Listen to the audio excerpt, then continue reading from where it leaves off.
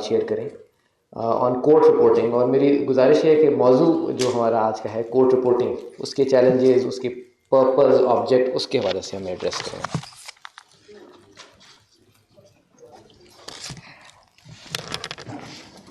अस्सलाम वालेकुम मुअज़्ज़ज़ जज साहब और तमाम सीनियर सहाफ़ी जिनके सामने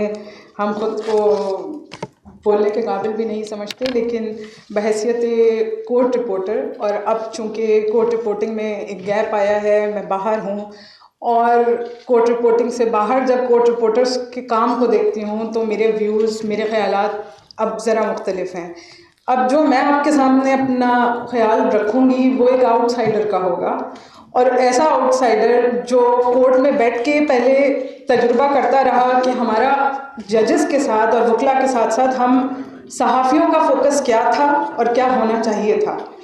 बार बार अदालत को हम सियासी मुकदमात में आईना दिखाते हैं और उसमें हम ये आईना दिखाना भूल जाते हैं, ये रुख दिखाना भूल जाते हैं शायद, कि लिटिगेंट्स में वो औरत भी बैठी है जिसके गोद में बच्चा है और वो हवालगी का केस है बच्ची की। लिटिगेंट्स में वो कैदी भी हैं जिनकी सज़ा भी ख़त्म हो चुकी और वो सज़ा भी सुनने के इंतज़ार में बैठे हैं क्योंकि उनके मामला अदालत के सामने आए ही नहीं हैं। खुद आप और हम सब इतना ज़्यादा सियासत पे फोकस कर चुके हैं कि ये अदालतें जिनका मकसद अवाम को भी इंसाफ फराहम करना था, इसमें यकीनन जजेस तो नहीं खुद कहते होंगे कि सियासतदान अपनी डर्टी लॉन्ड्री हमारे सामने लेके आए, जजेस की तो ये ख्वाहिश नहीं है यकीनन, लेकिन ये जो हमारे ही नुमाइंदे हैं, क्या उनकी ये जिम्मेदारी नहीं थी कि वो छोटी छोटी बातें जिनकी वजह से इन्होंने वज़ीर-ए-आज़म को बाहर किया, वो चीज़ें जिनकी राय का पहाड़ बनाया और अदालतों के वक्त को ज़ाया किया, और आप और हम सब के पैसों से, टैक्स मनी से जिन जजेस को सैलरी मिल रही थी कि वो आवाम को इंसाफ दें, वो कहाँ है? इस पूरी इक्वेशन में मतीउल्लाह जान साहब ने बात की, हसनात ने बात की, ये हम सब की मजबूरी है क्योंकि अदालत में बात ही सियासी होती है, केस ही सियासी आते हैं। अगर आप अदालती टाइम देखें तो उसमें मुझे बताएं कि कितने ऐसे केसेस आपने कवर किए हैं जिसमें पाकिस्तान की माहौलियात का कोई केस आया हो, जिसमें पाकिस्तान में ख्वाजा सराओं के हुकूक का कोई केस आया हो और हमने कवर किया हो, क्योंकि हमारी मजबूरी ये है कि सारा वक्त तो हम सियासी मुकदमात कवर करने में लग जाते हैं, और यही बिल्कुल मैं समझती हूँ कि यही वो मजबूरी है जो जजेस के सामने भी है। अब हालत यह है कि हरकत तो तेज तर है और सफ़र इतना आहिस्ता है कि शामों में भी अदालतें लग रही हैं, जजेस बैठ रहे हैं, लेकिन जिसकी बारी आनी चाहिए वो तो खाली हाथ जा रहा है। सफ़र इतना आहिस्ता है कि मुकदमात, ज़ेर इल्तिवा मुकदमात की तादाद अब लाखों में है, हज़ारों में भी नहीं, लाखों में है। और जब हम लाखों के मुकदमात ज़ेर इल्तिवा देखते हैं और फिर एक जज साहब को देखते हैं कि वो तवील तर रिमार्क्स दिए जा रहे हैं,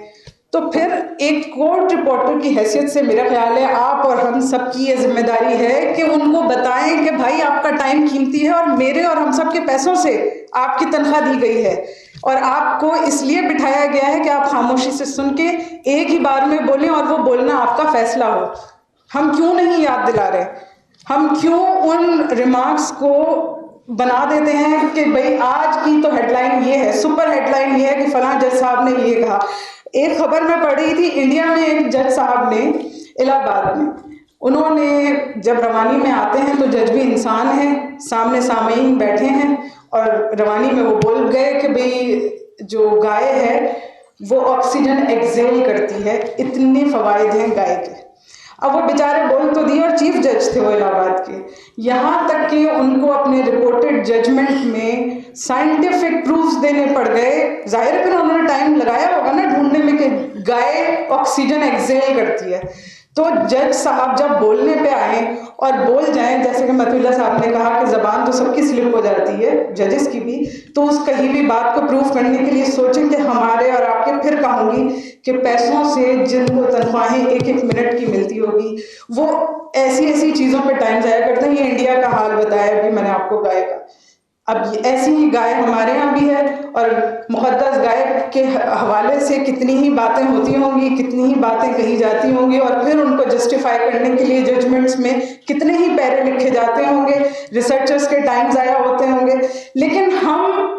एज ए कोर्ट रिपोर्टर, अब मैं एक आउटसाइडर का बता रही हूँ कि जब आप कोर्ट में बैठते हैं तो देखें कि कोर्ट में पहली 2 ड्रॉ के पीछे कौन बैठा है जो अपनी बारी का इंतजार कर रहा है। इसी सुप्रीम कोर्ट की राहदारियों में मैंने एक माँ को ढूंढते हुए देखा है जगह कि मुझे बच्चे को दूध पिलाना है, और जब मैंने उससे पूछा कि तुम्हारा केस क्या है, बच्चे की हवालगी का केस था और वो बच्चा बड़ा हो चुका था जो दूसरा था। उस औरत ने 6 से 7 घंटे इंतजार किया और उसकी बारी नहीं आई थी उस दिन। तो सुप्रीम कोर्ट जिसका मकसद इंसाफ था, बार बार आईना दिखाने की ज़रूरत ये भी है कि सियासी मुकदमात या सियासी अखाड़ा बेशक जजेस की चॉइस नहीं है कि वो बनाया जाए, लेकिन जजेस को ये याद दहानी ज़रूर कराई जाए कि इन मुकदमात में जितना कीमती वक्त आप अवाम का लगा रहे हैं, इन्हीं कोर्ट रूम्स में पीछे की सीटों पे जो आवाम बैठी होती है उसकी तो कोई से है ना उसकी। जैसे कि बीबीसी की कहानी में इतना वाज़ेह तौर पर लिखा है कि उस शख्स की 2 दिन की दिहाड़ी है सुप्रीम कोर्ट सिर्फ आना और आके जजेस का दीदार करके खाली हाथ चले जाना। तो खुदारा जब आप रिपोर्टिंग करें, जजेस को तो हम ऑर्डर नहीं दे सकते, लेकिन अपने दोस्तों को मशवरा ज़रूर दे सकते हैं कि जब आप रिपोर्टिंग करें तो ये भी बताया करें कि आगे ये खेल चल रहा था और पीछे कई साइलिन खाली हाथ वापस गए हैं आज, ये ज़रूर बताया करें। Thank you. बहुत शुक्रिया इफ़त हसन रिजवी साहिबा, ब्यूटीफुल थाट्स। मरीम नवाज़ खान जियो